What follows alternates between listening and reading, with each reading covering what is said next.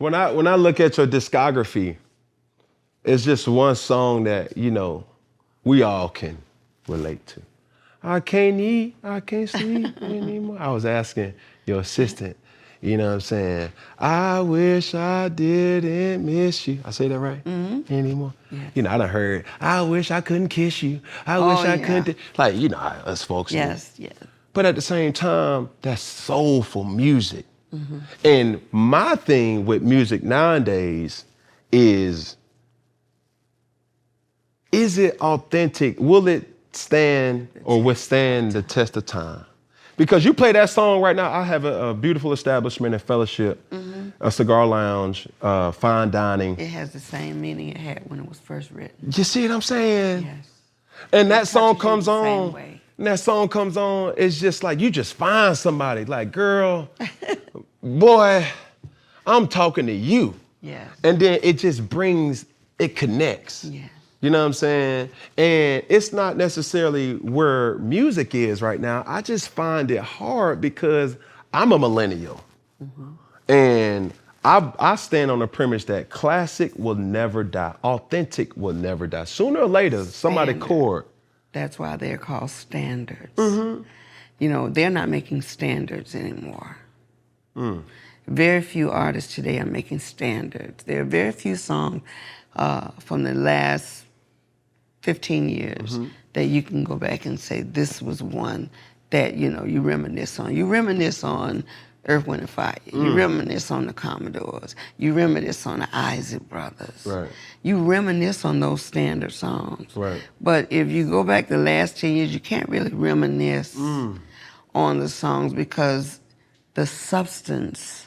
It's empty. Yes. It's money, cars, clothes, hoes. There you go. You know what I'm saying? How much I can get out of him. It's not neither one of us want to be the first to say goodbye. Like, come on. You know? Come on. So going back with multiple decades in this music industry, yes. When you was coming up, who empowered you? Who impacted you? When you said, boom, I want to do this music thing. I want to be just like. I used to listen to Betty Wright, Ann Peoples, and my dad. Misty Blue, certain songs that just touched me, but Donny Hathaway.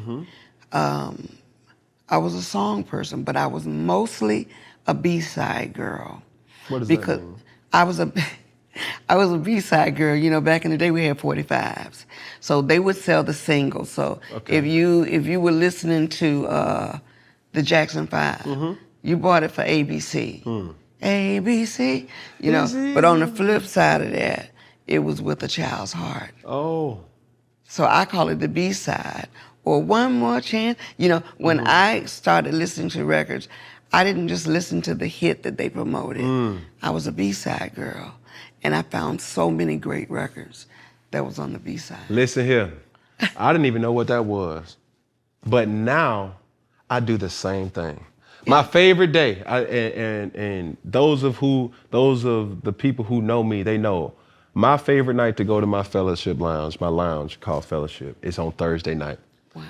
It's, come through.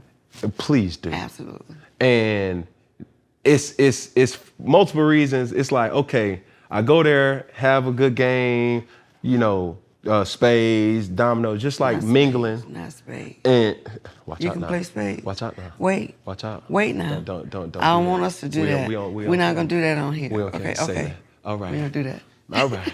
Don't do that. I'm telling you. Okay. Okay. We ain't going there. Let's don't have me come take over your lounge.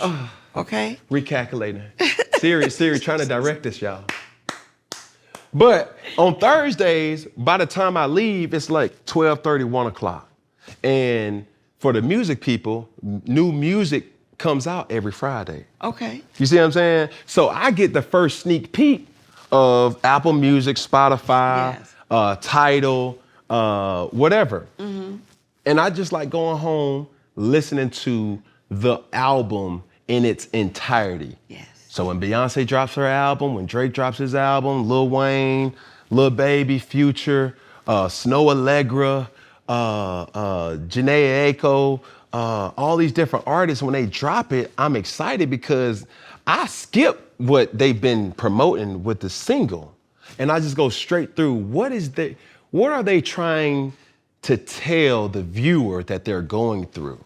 Okay. You see what I'm saying? So with me, I also, and this is why my favorite artist is Jay-Z, but I say it in a sense to say it's the new Jay-Z, not the old Reasonable Doubt Jay-Z, because I wasn't, by the time he dropped that, I was in that, what, 6th, 7th grade. I wasn't listening, I couldn't listen to his music, you know what I'm saying? How do you feel about Molly music?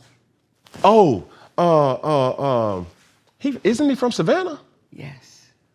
My mom put me on him. He's my favorite artist. Oh, he got a song, golly, don't have me get the line. Alone. That song is the title for I'm gonna recut that song for my biopic. Oh. Because that's my story.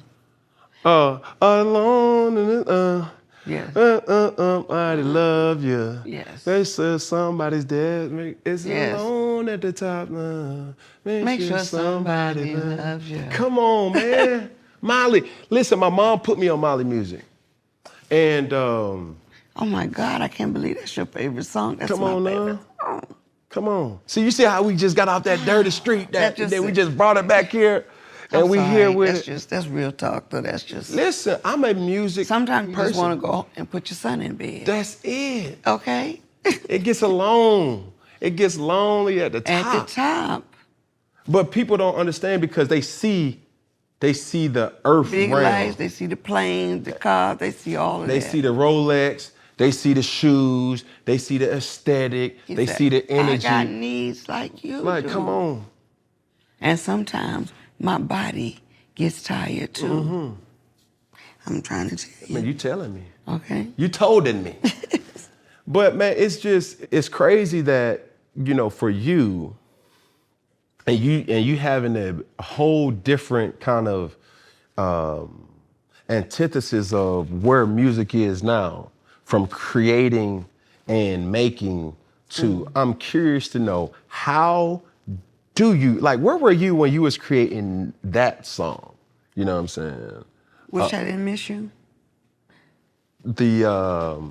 What I was just singing? Wish I Didn't Miss You. Yes. Well, believe it or not, that was the last song on that particular album. Mm-hmm. That song was on Mahogany Soul. Mm-hmm. And a young man by the name of Ivan Matias and Andrea Martin, she died this year, wrote that song. It was the last song that Clive Davis put on my album. And my album was done. And we went in the studio and we started to change some things around and make some moves. And when we finished it, I was just glad that the album was done. I had been in the studio forever.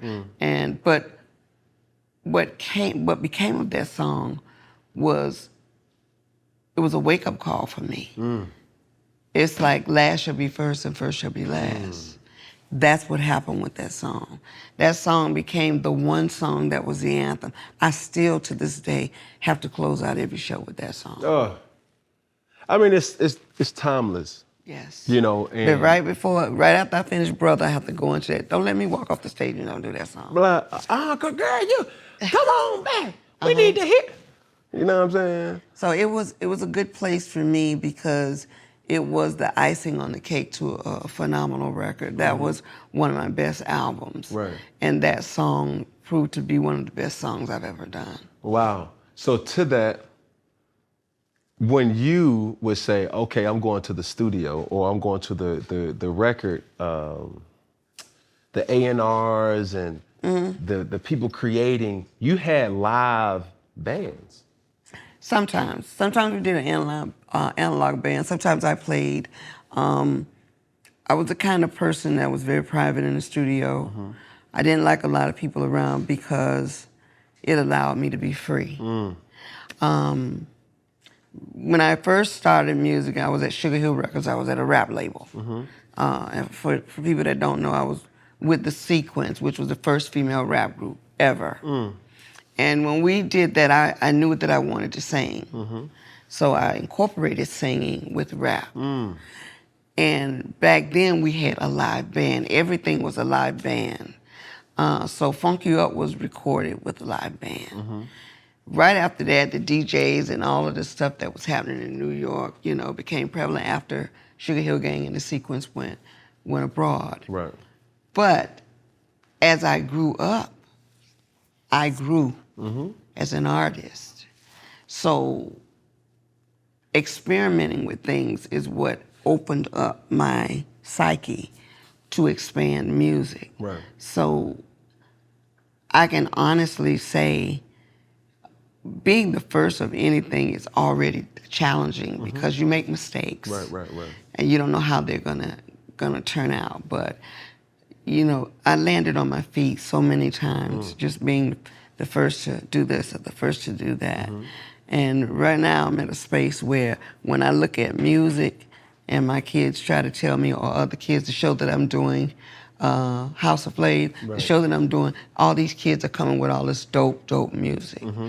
Music Soul Child is now hosting the show, by the way. Oh, wow. So, you know, I had to get that genius in the room because he's a music fool like me. So when you hear some of the new stuff that these kids are bringing to the table, you look at yourself all over again, but generations later.